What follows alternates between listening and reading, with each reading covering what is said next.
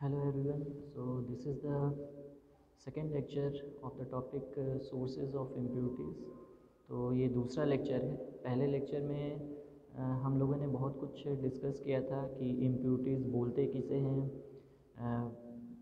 और इम्प्यूरिटीज़ कहाँ कहाँ से आ सकते हैं, और इम्प्यूरिटीज़ किसी प्रोडक्ट में आता है तो प्रोडक्ट की क्वालिटी डिग्रेड हो जाती है और जो उसकी इफ़िकेसी होती है वैसी नहीं रहती है। ये सारा कुछ हम लोगों ने डिस्कस किया था। और फार्मास्यूटिकल्स के केस में तो ये और भी इम्पॉर्टेंट हो जाता है, जैसे कि फार्मास्यूटिकल प्रोडक्ट्स जो होते हैं वो ह्यूमन हेल्थ से रिलेटेड हैं, ह्यूमन हेल्थ को मेंटेन करने के लिए यूज़ में आते हैं। तो ये जो इम्प्यूरिटीज़ हैं अगर वो फार्मास्यूटिकल प्रोडक्ट्स में रहेंगे तो प्रोडक्ट्स की इफ़िकेसी कम हो जाएगी। तो ये ह्यूमन हेल्थ से रिलेटेड है, तो हेल्थ भी अच्छे से मेंटेन नहीं हो पाएगा। तो इसलिए बहुत ही इम्पॉर्टेंट है कि किसी भी प्रोडक्ट में और फार्मास्यूटिकल के केस में तो और भी इम्पॉर्टेंट हो जाता है कि किसी भी प्रोडक्ट में इम्प्यूरिटी नहीं रहना चाहिए। अब इम्प्यूरिटी नहीं रहना चाहिए वो तो ठीक है।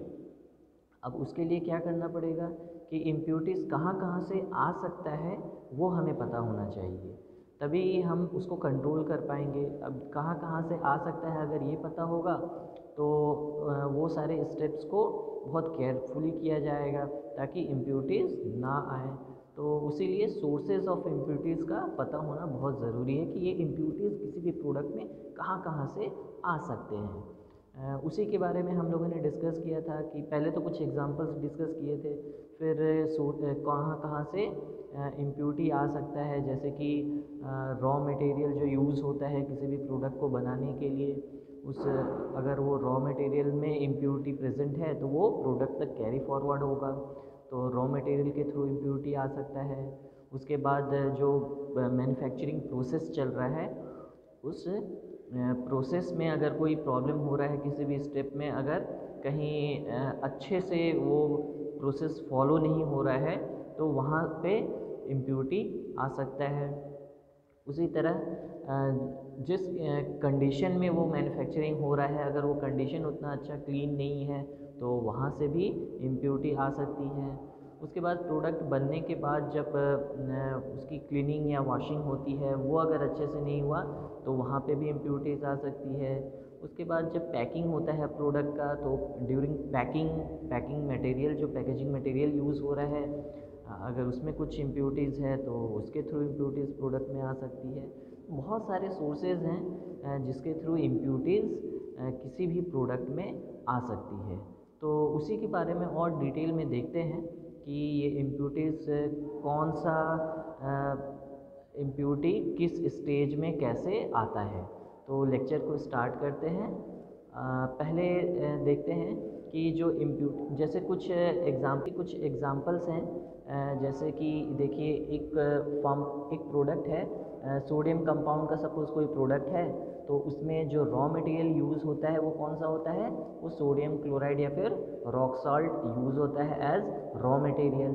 अब ये जो सोडियम क्लोराइड या रॉक सॉल्ट जो एज रॉ मटेरियल यूज़ हो रहा है उसमें क्लोराइड, कैल्शियम और मैग्नीशियम एज इम्प्यूरिटी प्रेजेंट रह सकता है। तो ये जो sodium chloride as raw material use हो रहा है उसमें ये सारे इम्प्यूरिटीज़ रह सकते हैं। तो ये सारे जो क्लोराइड, कैल्शियम, मैग्नीशियम, ये इम्प्यूरिटीज़ इस सोडियम क्लोराइड में रहेगा। तो अगर सोडियम क्लोराइड में है और ये किसको बनाने में यूज़ हो रहा है, सोडियम कंपाउंड्स बनाने में यूज़ हो रहा है, तो इस सोडियम कंपाउंड में भी ये क्लोराइड, कैल्शियम या मैग्नीशियम एज इम्प्यूरिटी प्रेजेंट रह सकते हैं। तो यहाँ पे क्या हो गया कि जो रॉ मटेरियल यूज़ हो रहा है उसमें अगर ये इम्प्यूरिटीज़ है तो वो प्रोडक्ट में चला जाएगा। उसी तरह बिस्मथ कंपाउंड्स कोई जो होते हैं उसमें बिस्मथ सॉल्ट्स यूज़ होते हैं एज रॉ मटेरियल। अब ये बिस्मथ सॉल्ट जो हैं वो एज रॉ मटेरियल यूज़ होते हैं, और इम्प्यूरिटीज़ जो होते हैं वो कौन कौन से हैं, लेड, कॉपर और सिल्वर एज इम्प्यूरिटी प्रेजेंट रह सकते हैं, जो कि बिस्मथ सॉल्ट में आ जाएंगे, और बिस्मथ सॉल्ट में अगर हैं तो वो बिस्मथ कंपाउंड में भी रहेंगे।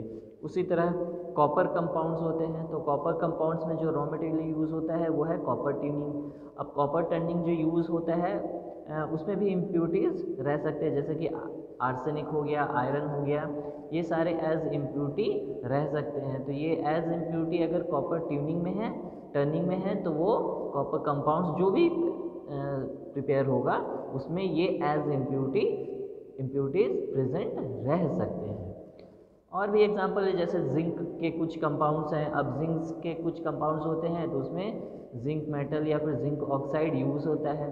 अब ये जिंक मेटल या जिंक ऑक्साइड जो यूज़ होता है उसमें जो इम्प्यूरिटीज़ रह सकते हैं वो ये सब है, जैसे कि एल्युमिनियम हो गया, कॉपर हो गया, मैंगनीज, मैग्नीशियम, आर्सेनिक, आयरन, निकल, ये सारे कुछ एज इम्प्यूरिटी प्रेजेंट हो सकते हैं अगर वो जो रॉ मटेरियल यूज़ हो रहा है, जैसे जिंक मेटल जो यूज़ हो रहा है उसमें अगर ये इम्प्यूरिटी प्रेजेंट है, तो जो जिंक कंपाउंड बनेंगे उस रॉ मटेरियल को लेकर उसमें भी ये एज इम्प्यूरिटी रह सकता है। तो बोलने का मतलब वही है कि अगर जो रॉ मटेरियल यूज़ हो रहा है उसमें अगर कुछ इम्प्यूरिटीज़ प्रेजेंट है तो वो प्रोडक्ट में कैरी फॉरवर्ड होता है। अब जैसे कि मैन्युफैक्चरिंग प्रोसेस जब होता है तो मैन्युफैक्चरिंग प्रोसेस में, अब ये तो हो गया था रॉ मटेरियल का, वो भी एक सोर्स था बहुत इम्पोर्टेंट। तो अगर रॉ मटेरियल में कुछ इम्प्यूरिटीज़ प्रेजेंट है तो वो फाइनल प्रोडक्ट में जाएगा। उसके बाद हो गया रॉ मटेरियल को लेके अब मैन्युफैक्चरिंग होता है।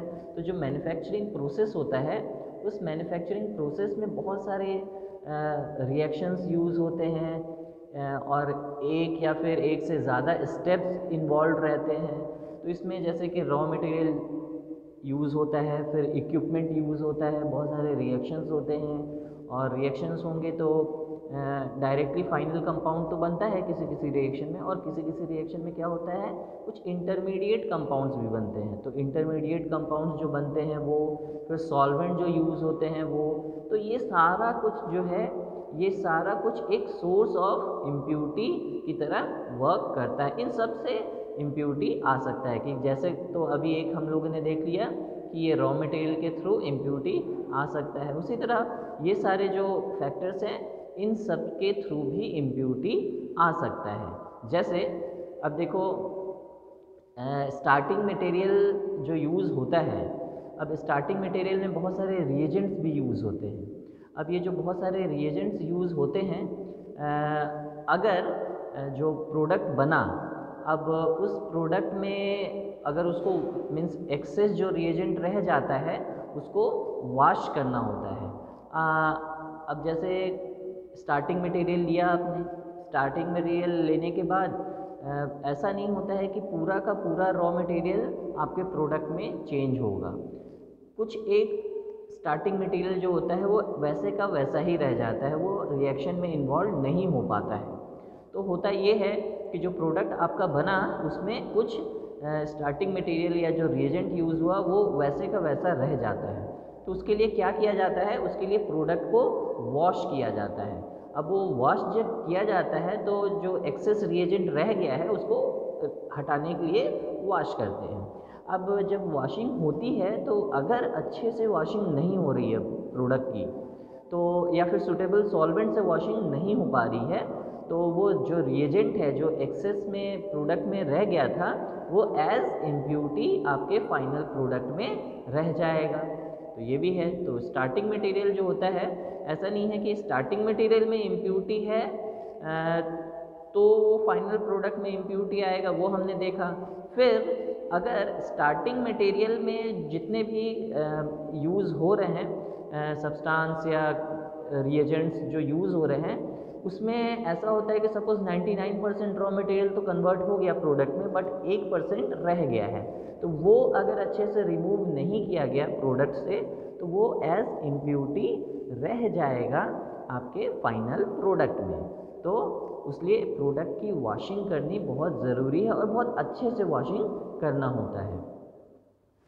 उसी तरह जैसे कुछ रिएजेंट्स यूज़ होते हैं दूसरे इम्प्यूरिटीज़ को मीन्स रिमूव करने के लिए। जैसे वॉशिंग कर रहे हैं तो वॉशिंग करने के लिए दूसरे सॉल्वेंट या रिएजेंट्स यूज़ होंगे। तो वही है कि ड्यूरिंग मैन्युफैक्चरिंग प्रोसेस कुछ रिएजेंट्स यूज़ होते हैं, किस लिए टू रिमूव इम्प्यूटी, इम्प्यूटी को रिमूव करने के लिए। अब ये जो रिएजेंट्स या सॉल्वेंट जो यूज़ हो रहे हैं इम्प्यूटी को हटाने के लिए, तो वॉशिंग किया, अब इम्प्यूटी तो वॉश होके निकल गया, लेकिन जो रिएजेंट यूज़ हो रहा है वॉश करने के लिए, ये भी हो सकता है कि वो रिएजेंट उस प्रोडक्ट के साथ उसकी एफिनिटी अच्छी हो तो वो उस प्रोडक्ट में चिपक के रह जाएगा। तो हो क्या रहा है यहाँ पर, हो ये रहा है कि प्रोडक्ट में जो इम्प्योरिटी था उसको हटाने के लिए आपने कोई रिएजेंट यूज़ किया, वॉश किया, तो वो इम्प्योरिटी तो हट गया, बट वो जो रिएजेंट आपने यूज़ किया था वॉश करने के लिए वो अब प्रोडक्ट के साथ रह गया। तो वो रिएजेंट जो है वो एज इम्प्योरिटी आपके फाइनल प्रोडक्ट में रह जाएगा। तो वो क्यों रहता है, क्योंकि रिएजेंट जो होता है उसकी एफिनिटी रहती है प्रोडक्ट के साथ, अगर है तो वो फाइनल प्रोडक्ट में रह जाएगा, तो वो एज इम्प्योरिटी काउंट होने लगेगा। तो इस रीज़न से भी इम्प्योरिटी कैरी फॉरवर्ड हो सकता है, मतलब एक इम्प्योरिटी हटा तो दूसरा सॉल्वेंट यूज़ कर रहे थे उस इम्प्योरिटी को हटाने के लिए वो एज इम्प्योरिटी अब प्रोडक्ट में आ गया।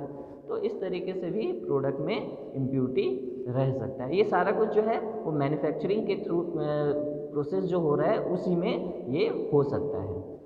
अब जैसे कुछ सॉल्वेंट्स या व्हीकल्स यूज़ होते हैं मैन्युफैक्चरिंग प्रोसेस में, तो उसमें जैसे कि बहुत सारे सॉल्वेंट और कॉमन सॉल्वेंट जो है वाटर है। तो अगर टैप वाटर आप यूज़ कर रहे हो किसी भी सॉल्वेंट किसी भी मैन्युफैक्चरिंग प्रोसेस में, तो अगर टैप वाटर यूज़ करेंगे तो टैप वाटर में क्या होता है, calcium, magnesium, sulphate, chloride, sodium carbonate, ये सारे एज इम्प्योरिटी टैप वाटर में पहले से रहते हैं। और अगर आप टैप वाटर को यूज़ कर रहे हो किसी भी प्रोसेस के लिए तो वो प्रोडक्ट में ये सारे इम्प्योरिटीज़ आ सकते हैं। जैसे कि सिंपल किसी भी जैसे फ्रूट्स या वेजिटेबल्स को भी आप वॉश करने के लिए यूज़ करते हो टैप वाटर, तो आप ये सारे इम्प्योरिटीज़ आपके प्रोडक्ट में आ सकते हैं। उसी तरह अगर फार्मास्यूटिकल्स के मैन्युफैक्चरिंग में आप सपोज़ कोई भी यूटेंसिल्स या ग्लासवेयर्स आप अगर टैप वाटर से वॉश करोगे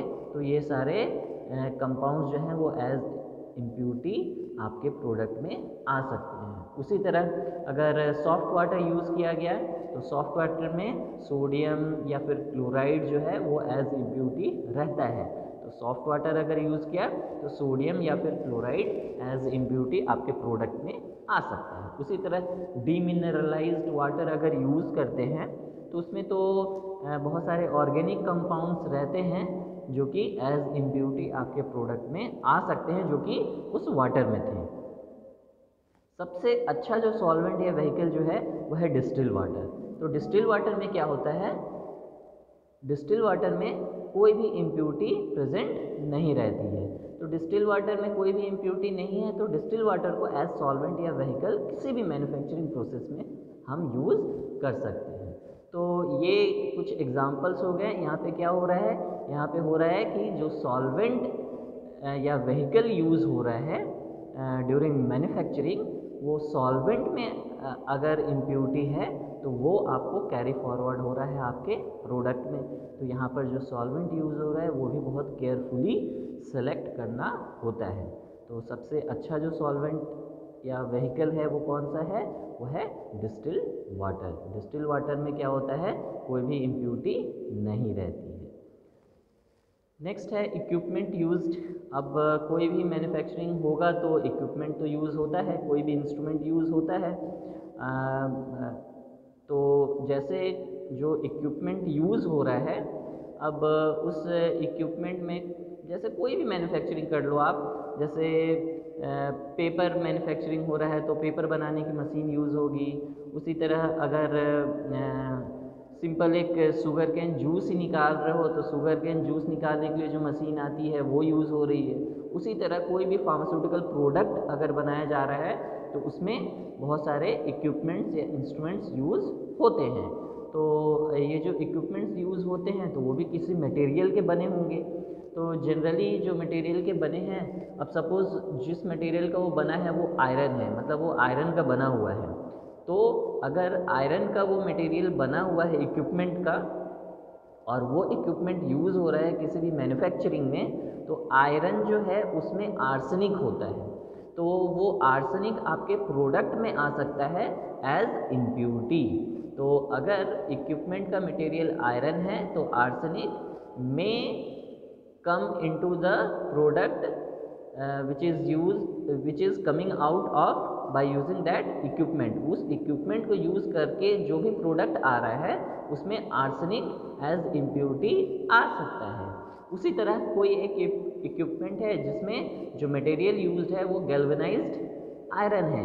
अब ये गैल्वेनाइज्ड आयरन का अगर कोई इक्विपमेंट यूज़ कर रहे हैं किसी भी मैन्युफैक्चरिंग में, तो वहाँ पर जिंक आपके प्रोडक्ट में आ सकता है। वो जो मटेरियल है उससे लीच होकर जिंक जो है वो आपके प्रोडक्ट में आ सकता है। उसी तरह अगर कोई ग्लासवेयर यूज़ किया जा रहा है, कांच का कुछ चीज़ यूज़ कर रहे हैं, अगर वो सोडा ग्लास का बना हुआ है तो सोडा ग्लास का बना हुआ है तो अल्कली उसके आपके प्रोडक्ट में आ सकता है। उसी तरह अगर कोई पाइप वगैरह यूज़ किया जा रहा है तो उसमें लेड आ सकता है एज इम्प्योरिटी। तो यहाँ पे हम लोगों ने क्या देखा, यहाँ पे ये देखा कि अगर जो इक्विपमेंट यूज़ हो रहा है तो वो इक्विपमेंट भी एज सोर्स ऑफ इम्प्योरिटी हो सकता है। अब यहाँ equipment as such as source of impurity नहीं होता है।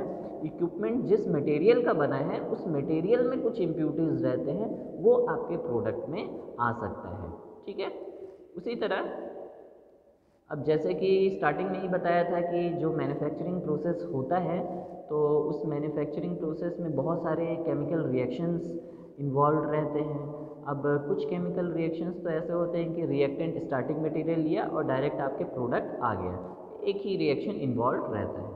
कुछ मैन्युफैक्चरिंग ऐसा होता है, सिंथेसिस ऐसा होता है जिसमें दो या दो से ज़्यादा स्टेप्स रहते हैं, तो उसमें कुछ इंटरमीडिएट प्रोडक्ट्स बनते हैं कि पहले ए और बी को रिएक्ट कराया तो सी बना और सी को डी से रिएक्ट किया तब जाकर ई बना और ई आपका प्रोडक्ट है।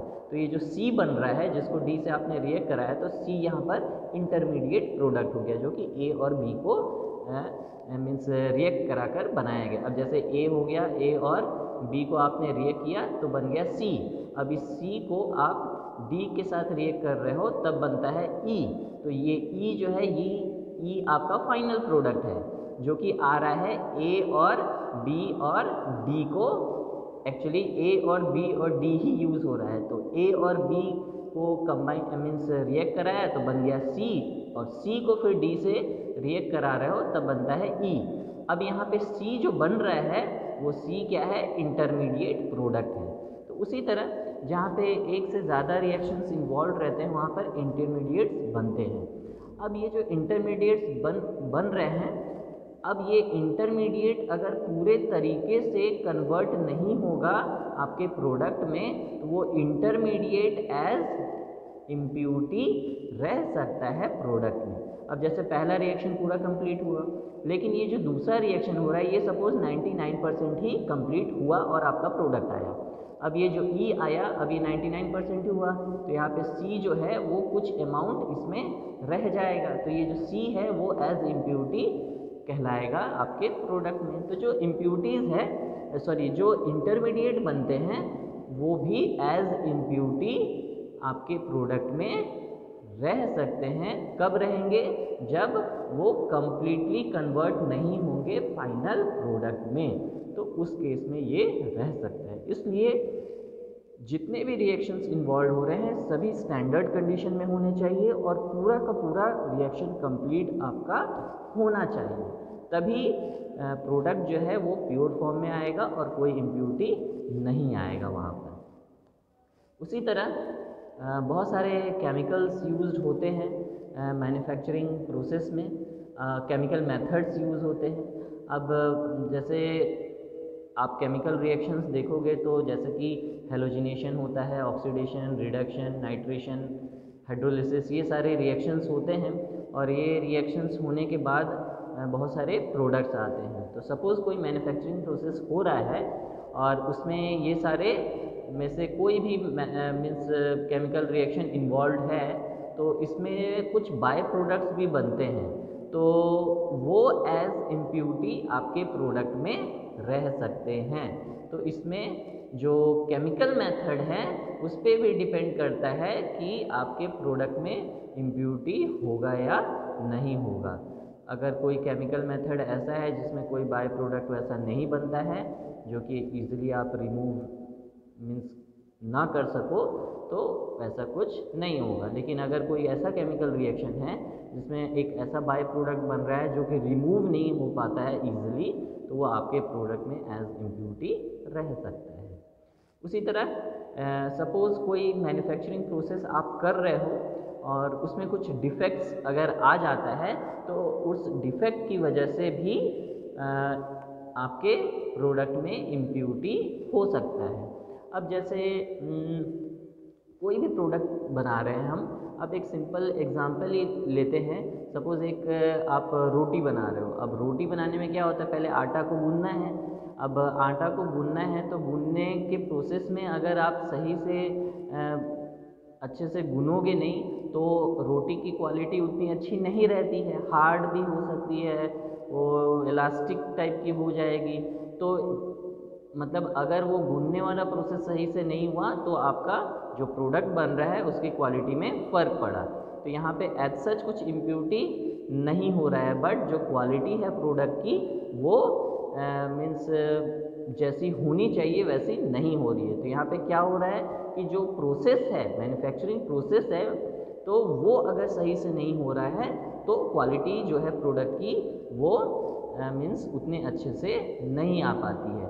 अब ये भी हो सकता है कि जो आपने गूना आटे को वो अच्छे से नहीं गुना, तो उसमें जब रोटी बनाओगे तो कुछ आटे जो हैं वो अच्छे से पकेंगे नहीं, तो वो कच्चा ही रह जाएगा। तो वहाँ पर जो रोटी बना उसके साथ आटा भी एज इम्प्यूरिटी काउंट होने लगेगा। तो अगर कोई प्रोसेस जो है वो अच्छे से नहीं हो रहा है ड्यूरिंग मैन्युफैक्चरिंग, तो वो आपके प्रोडक्ट में कुछ इम्प्यूरिटी ला सकता है। उसी तरह जैसे कि अब इम्प्रॉपर मिक्सिंग है, जैसे यहाँ एक एग्जांपल दिया हुआ है, इम्प्रॉपर मिक्सिंग, इनकम्प्लीट रिएक्शन। तो जैसे इम्प्रॉपर मिक्सिंग, अब सपोज़ आप एक सिरप बना रहे हो। अब सिरप अगर बना रहे हो तो सिरप बनाओगे तो वाटर लिया, वाटर में शक्कर डाला और उसको स्टेयर किया। अब शक्कर डाल के स्टेयर कर रहे हो, हल्का सा हीट करते हो, तो शक्कर जब डाल के मिक्सिंग हम अगर अच्छे से नहीं करेंगे, जितना करना है उस समय तक अगर नहीं करेंगे, तो कुछ शक्कर आपके सिरप में एज शक्कर ही रह जाएगा, तो वो एज इम्प्यूरिटी काउंट होगा। हीटिंग हल्का सा करना है, अगर ज़्यादा हीटिंग कर दिया तो आपका शक्कर जो है वो जल जाएगा, तो वो भी एज इम्प्यूरिटी रह सकता है, इन्वर्ट सिरप बन जाएगा वो। तो वही है कि अगर जो भी प्रोसेस इन्वॉल्व है मैन्युफैक्चरिंग में, वो प्रोसेस अगर अच्छे से नहीं फुलफिल मीन्स किया जाता है, तो वो एक सोर्स ऑफ इम्प्यूरिटी हो जाता है कि आपके प्रोडक्ट में कुछ ना कुछ इम्प्यूरिटी आ सकता है। इसलिए जो भी प्रोसेस इन्वॉल्व है वो प्रोसेस अच्छे से होना चाहिए। अगर कोई डिफेक्ट रहता है आपके प्रोसेस में, तो उस डिफेक्ट की वजह से आपका जो प्रोडक्ट होगा उस प्रोडक्ट में इम्प्यूरिटी आ सकता है। नेक्स्ट है मैन्युफैक्चरिंग हैज़ार्ड्स।